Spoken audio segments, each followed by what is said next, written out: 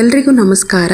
ವರಮಹಾಲಕ್ಷ್ಮಿ ಹಬ್ಬ ಮುಗಿದ ಮೇಲೆ ಕಳಸ ವಿಸರ್ಜನೆ ಮಾಡೋಕ್ಕಿಂತ ಮೊದಲು ಎಷ್ಟು ಭಕ್ತಿಯಿಂದ ಕಳಸನ ಕೂರಿಸಿರ್ತೀವಿ ಅಷ್ಟೇ ಭಕ್ತಿಯಿಂದ ಕಳಸಕ್ಕೆ ಪೂಜೆ ಮಾಡಿ ಕಳಸ ವಿಸರ್ಜನೆ ಮಾಡಬೇಕಾಗತ್ತೆ. ಸೊ ಕಳಸ ವಿಸರ್ಜನೆ ಮಾಡೋಕ್ಕಿಂತ ಮೊದಲು ಕಳಸನ 3 ಸಲ ಬಲಭಾಗಕ್ಕೆ ತಿರುಗಿಸಿ ಆಮೇಲೆ ಕಳಸ ವಿಸರ್ಜನೆನ ಮಾಡಬೇಕು.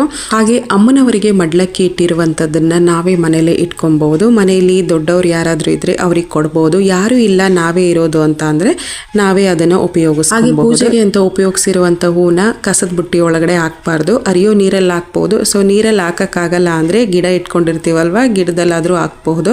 ಹಾಗೆ ಕಳಸದಲ್ಲಿಟ್ಟಿರುವ ನೀರನ್ನು ಮೊದಲು ಮನೆಯಲ್ಲಿ ಪ್ರೇಕ್ಷಣೆ ಮಾಡಿ ಆಮೇಲೆ ಉಳಿದಂಥ ನೀರನ್ನು ಗಿಡಗಳಿಗೆ ಹಾಕ್ಬೋದು. ಹಾಗೆ ಕಳಸ ಕೂರ್ಸೋಕ್ಕಿಂತ ಮುಂಚೆ ಬಾಳೆ ಎಲೆ ಮೇಲೆ ಅಕ್ಕಿ ಇಟ್ಟು ಅಕ್ಕಿ ಮೇಲೆ ಕಳಸನ ಕೂರಿಸಿರ್ತೀವಿ. ಆ ಅಕ್ಕಿನ ಸಿಹಿ ತಿಂಡಿ ಏನಾದರೂ ಮಾಡೋಕೆ ಉಪಯೋಗಿಸ್ಕೊಳ್ಬಹುದು. ಹಾಗೆ ವರಮಹಾಲಕ್ಷ್ಮಿ ಹಬ್ಬದ ಆಚರಣೆ, ಕಳಸ ವಿಸರ್ಜನೆ ಮತ್ತು ತಯಾರಿ ಇದ್ರ ಬಗ್ಗೆ ಲಾಂಗ್ ವಿಡಿಯೋ ಪೋಸ್ಟ್ ಮಾಡಿದ್ದೀನಿ, ನೋಡಬಹುದು.